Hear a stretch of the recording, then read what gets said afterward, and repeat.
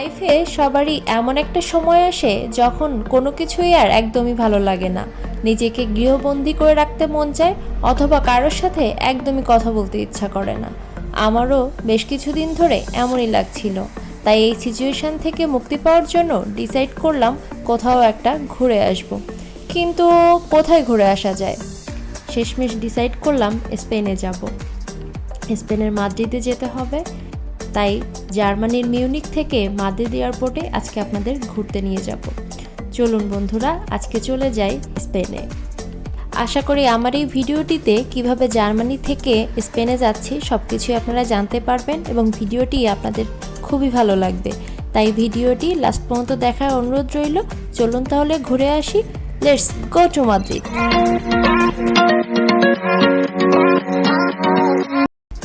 সকাল সকাল চলে এসেছি। আমি যে শহরে থাকি ওই শহরের ট্রেন স্টেশনে। আমাকে যেতে হবে মিউনিক এয়ারপোর্টে। এই যে লাল রঙের যে ট্রেনগুলো দেখছেন এটাকে বলে ডিবি ট্রেন। এটা হচ্ছে লোকাল ট্রেন। এই ট্রেনগুলো সবসময় আসা যাওয়া করে। ট্রেনগুলোর সাইজ খুব একটা বড় না, ছোট। আমি ওয়েট করছি আমার ট্রেনের জন্য। এই যে ইয়েলো কালারের ট্রেনটা দেখছেন, আমি এই ট্রেনটাতেই করে যাব। এখান থেকে আমাকে যেতে হবে রেজেনবার্গ। রেজেনবার্গ থেকে দেন মানে দুইটা ট্রেন চেঞ্জ করে আমাকে মিউনিকে যেতে হবে।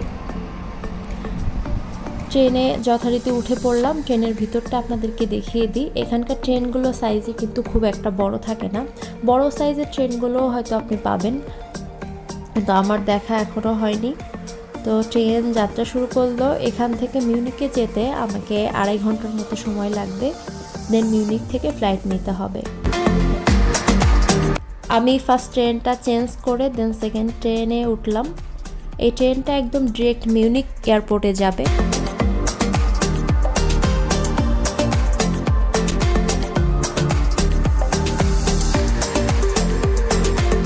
ট্রেনটা যখন মিউনিক এয়ারপোর্টের উদ্দেশ্যে রওনা হলো, চারিদিকে এরকম সুন্দর সবুজ দেখতে পেলাম। আসলেই অনেক সুন্দর দেখে মনে হচ্ছিল কেমন যেন একটা প্রকৃতির মধ্যে আমি হারিয়ে যাচ্ছি।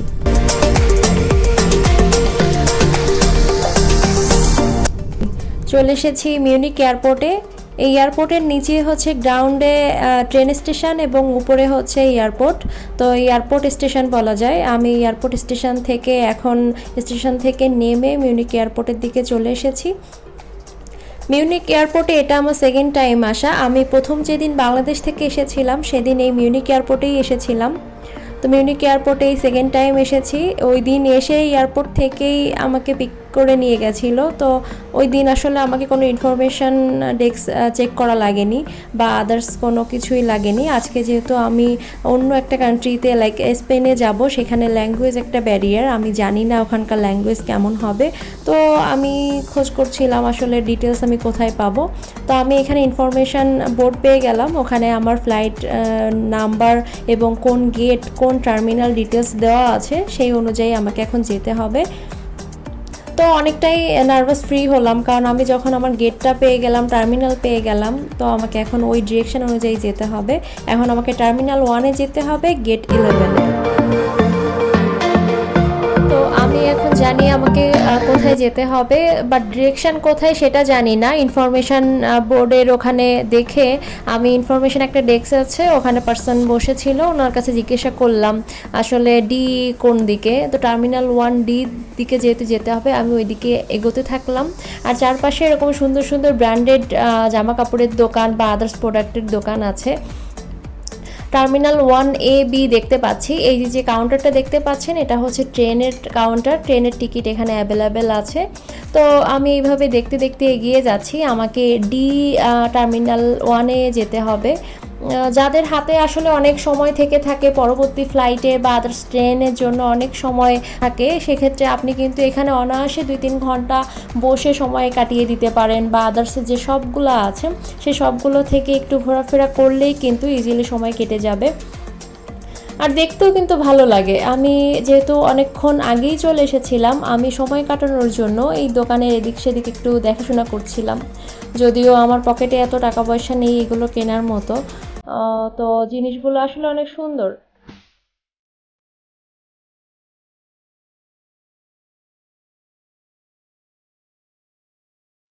আমি এদিক ওদিক একটু খোঁজার চেষ্টা করছি, যেহেতু এটা আমার প্রথমবার টার্মিনাল ওয়ানে যাব এবং সেই গেটটা খুঁজে বের করতে হবে, তাই কিছুটা হলেও একটু নার্ভাস লাগছিল। দেন আস্তে আস্তে এগিয়ে যাচ্ছি টার্মিনাল ওয়ানের দিকে। কিছু দূর এগোতে এগোতে দেখতে পেলাম দূরে দেখা যাচ্ছে টার্মিনাল ওয়ান, সাথেই যে দেখেন সুন্দর সুন্দর ড্রেসের দোকানও আছে। আর মেয়ে মানুষের সামনে এরকম সুন্দর ড্রেসের দোকান থাকলে তো এমনিই সময় কেটে যায়। এগোতে থাকলাম টার্মিনাল ওয়ানের দিকে। টার্মিনাল ওয়ানের ওখানে দেখতে পাচ্ছি CDE লিখে অ্যারো চিহ্ন দেওয়া, তার মানে আমি হচ্ছে ফিক্সড, আমার ডেস্টিনেশন ঠিকই আছে, আমি কোনো রং ডেস্টিনেশনে যাচ্ছি না। এগোতে থাকলাম, দেখি কত দূর। আসলে টার্মিনালটা অনেক বড়, হাঁটতে হাঁটতে আপনাকে মনে হবে যে আর কত দূর রে বাবা। টার্মিনালে এগোতে দেখতে পেলাম এরকম কফি শপ। এরকম কফি শপ আসলে অনেক আছে, একটু পথ হাঁটবেন আর এরকম কফি শপ দেখতে পাবেন। ওই যে শেষমেশ দেখতে পেলাম ডি নাম্বার। এখন আমি ওইদিকে এগিয়ে যাচ্ছি, যেহেতু ডি দেখতে পেয়েছি ওখানে D11 অবশ্যই থাকবে, সেভাবে এগোতে থাকলাম।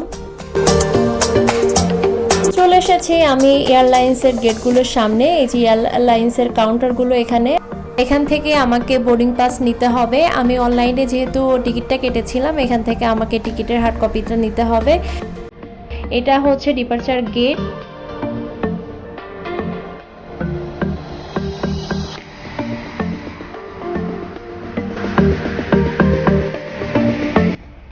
এখানে যে কয়টা কান্ট্রির ফ্লাইট এখন যাবে সেই ফ্লাইটগুলো ইনফরমেশন বোর্ডে দেখানো আছে। এই যে এখান থেকে আমি আমার টিকিটটা নিয়েছি, এই যে আমার টিকিটটা আমি পেয়ে গেছি। আমার সিট নাম্বার 25A এবং ফ্লাইটের নাম আইবেরিয়া। তো টিকিটটা নিয়ে এখন আমাকে গেটের উদ্দেশ্যে ঢুকতে হবে, কারণ অলরেডি আমার ফ্লাইটের টাইম চলে এসেছে। তো আমি আস্তে আস্তে সামনের দিকে এগোলাম এবং এগোনোর সময় বুঝতে পারছি যে গেটে বেশ ভালো রকমেরই চেকিং হয়। তো সেভাবেই আমি এখন চেকিংয়ের উদ্দেশ্যে যাব, তাই ক্যামেরাটা এখন অফ করে দিব। চেকিং শেষ করে তারপরে আপনাদের সাথে আবারও চলে আসব। আমার চেকিং শেষ করে আমি ভিতরে ঢুকে পড়েছি। আমি ভেবেছিলাম এখানে আমাকে পাসপোর্ট চেক করবে বা ইমিগ্রেশনে অনেক কিছু দেখা যাবে, কিন্তু এখানে ইমিগ্রেশনের জন্য কোনো অপশন ছিল না, ইভেন কেউ পাসপোর্টটাও চেক করেনি। আমি মেন্টালি প্রিপারেশন নিয়ে এসেনশিয়াল যে ডকুমেন্টসগুলো দরকার সেগুলো রেডি করে রেখেছিলাম, বাট কেউ চেক করলো না, জানি না কেন। তো আমি D11 খুঁজছি, কারণ হচ্ছে D11এই আমার ডিপারচার গেটটা। আমি শেষমেশ পেয়ে গেলাম D11। তো D11-এ এখানে বসে ওয়েট করছি। অলরেডি দেখতে পেয়েছি অনেক প্যাসেঞ্জার আগে থেকেই আছে। তো D11-এর সামনে এই ড্রিঙ্কসের দোকানটা দেখতে পেলাম। এখানে ভ্যারাইটিস রকমের ড্রিঙ্কস অ্যাভেলেবেল, দেখে কিউরিওসিটি জাগলো, তাই ভাবলাম চলে আসি, দেখি এখানে কী ধরনের ড্রিঙ্কস পাওয়া যায়।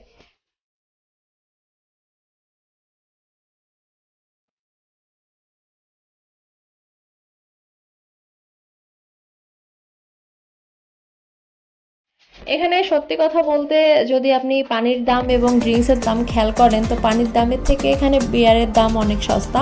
বিভিন্ন ভ্যারাইটিস এবং বিভিন্ন কান্ট্রি স্পেশাল ড্রিঙ্কসগুলো এখানে অ্যাভেলেবেল। বিশেষ করে এটা ডিউটি ফ্রি শপ, তো এখানে বিভিন্ন কান্ট্রিজ যে নাম করা যে ব্র্যান্ডগুলো সেগুলো আপনি এখানে পাবেন, কারণ ডিফারেন্ট কান্ট্রিজ লোকজন এখানে থাকে, যার কারণে ভ্যারাইটিস একটু বেশি। এই যে দেখতে পাচ্ছেন বিভিন্ন কান্ট্রিজ ওয়াইনগুলো এখানে আছে, শুধু ওয়াইন না, আরও অনেক ধরনের ড্রিঙ্কসই এখানে আছে। তো এইভাবে আমি কিছুক্ষণ ঘোরাফেরা করলাম, কারণ এগুলো ব্যাপারে আমার ওইভাবে আসলে নলেজ নেই, যার কারণে একটু দাম ঠামগুলো একটু দেখলাম। দেখতে দেখতে আমার ফ্লাইটও রেডি। আমার হাতে আর খুবই কম সময় আছে, এখনই ফ্লাইট ছেড়ে দিবে। 7:55-ই আমার ফ্লাইট এবং এটা পৌঁছাবে 10:35-এ। তো নিয়ার অ্যাবাউট 2.5 ঘন্টার মতো আমার সময় লাগবে। এরই মধ্যে অ্যানাউন্সমেন্টও করে দিল এখনই ফ্লাইটের জন্য যেতে হবে। আমার সাথে যে যাত্রীরা ছিল তারাও রেডি হয়ে গেল চলে যাওয়ার জন্য।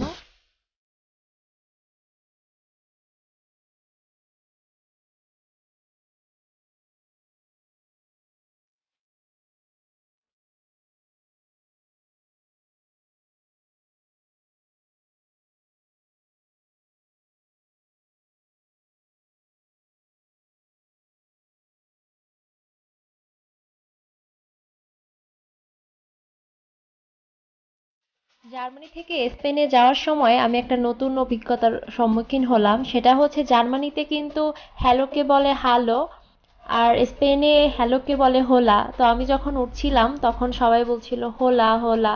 তো এটা আমার জন্য একটা নতুন ওয়ার্ড। আমিও চেষ্টা করছি জার্মান ভাষা শেখার সাথে সাথে স্প্যানিশ ভাষা শেখারও। আমাকে এখন 25A খুঁজতে হবে, এটা উইন্ডো সিট। আমি আমার সিটটা পেয়ে গেছি।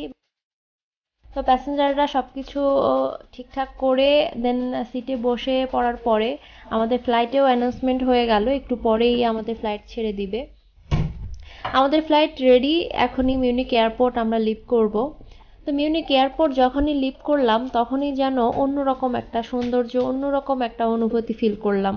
কারণ এই অনুভূতি আসলে বলে বোঝানো যাবে না। কারণ নতুন একটা দেশে এসে অন্য আরেকটা নতুন দেশে ভ্রমণের অভিজ্ঞতা, এটা আসলে আমি কাউকে বলে বোঝাতে পারবো না।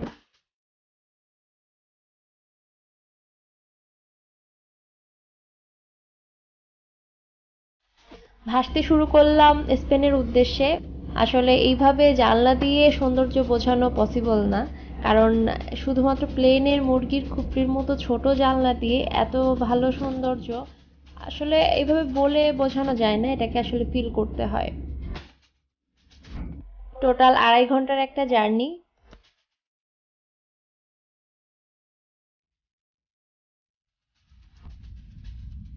এটা হচ্ছে মাদ্রিদের নাইট ভিউ। আমার কাছে ভিউটা কিন্তু অনেক সুন্দর লাগছিল, বিশেষ করে এই রাস্তার ভিউটা কিন্তু একদম ভয়ঙ্কর সুন্দর লাগছিল। এখন নামার পালা। তো নেমে গেলাম আমি মাদ্রিদ এয়ারপোর্টে। চলে এসেছি আমি মাদ্রিদ এয়ারপোর্টে। মাদ্রিদ এয়ারপোর্টটা ঠিক যেমন শুনেছিলাম ঠিক তেমনই, যেমন বড় তেমনি আলোকসজ্জার দিক দিয়ে যদি দেখতে যাই খুবই চমৎকার একটা প্ল্যাটফর্ম। এয়ারপোর্টে এখানে যে ব্যবস্থাগুলো দেখলাম প্রত্যেকটি এয়ারপোর্টে কিন্তু ইনফরমেশনগুলো একদম ক্লিয়ার দেওয়া। আপনি কোন দিকে যাবেন ডিরেকশান আপনাকে অ্যারো দিয়ে বোঝানো আছে, এবং আপনি এখানে এসে কোন টার্মিনালে আছেন, এখান থেকে অন্য টার্মিনালে যেতে কত দূর বা কোন দিকে যেতে হবে সব কিছু সেভাবে ডিরেকশান দেওয়া। এয়ারপোর্টে এসে যেটা দেখলাম এখানে কারুকার্যটা খুবই সুন্দর। আপনাদেরকে যদি দেখায় তাহলে আপনারা নিজেরাই বুঝতে পারবেন। এর আলোকসজ্জাটাও কিন্তু অস্থির। এয়ারপোর্টটা আসলেই অনেক সুন্দর এবং অনেক বড়। আপনাদের হাতে যদি সময় থেকে থাকে তাহলে কিন্তু অনায়াসে 2-3 ঘন্টা এই এয়ারপোর্টে ঘুরেই কিন্তু কাটিয়ে দিতে পারবেন। এয়ারপোর্টে আপনি পেয়ে যাবেন বারের ব্যবস্থা, রেস্টুরেন্ট, বিভিন্ন ব্র্যান্ডের দোকান, তাছাড়া আদার্স অনেক অপশন আছে যেগুলোতে আপনি অনেক সহজেই আপনার সময় কাটিয়ে দিতে পারবেন। মজার ব্যাপার হচ্ছে আপনি কিন্তু এই এয়ারপোর্ট থেকেই পেয়ে যাবেন বাস কাউন্টার, ট্যাক্সি কাউন্টার। আমি যেখানে যাব, যে শহরটাতে যাব ওখানে আমাকে বাসে করে যেতে হবে। তো বাস কাউন্টারটা আমি এখানে পেয়েছি, সো এখান থেকেই আমি বাসের টিকিটটা নিয়ে নিয়েছি। আপনার যদি অল্প দূরত্বে যেতে হয়, ট্যাক্সি নিতে হয়, আপনি কিন্তু এখান থেকেই ট্যাক্সি পেয়ে যাবেন। আর ইনফরমেশনে তো ট্যাক্সি ফেয়ার সহ সবই দেওয়া আছে। স্পেনে এসে কোথায় কোথায় ঘুরলাম, কি কি করলাম সব কিছুই পরবর্তী ব্লগগুলোতে শেয়ার করার চেষ্টা করব। আশা করি আপনাদের সবার অনেক ভালো লাগবে এবং আজকের এই ভিডিওটাও আপনাদের অনেক পছন্দ হবে। পরবর্তী ভিডিওগুলো দেখার আমন্ত্রণ রইল। সবাই ভালো থাকবেন, সুস্থ থাকবেন। ধন্যবাদ সবাইকে।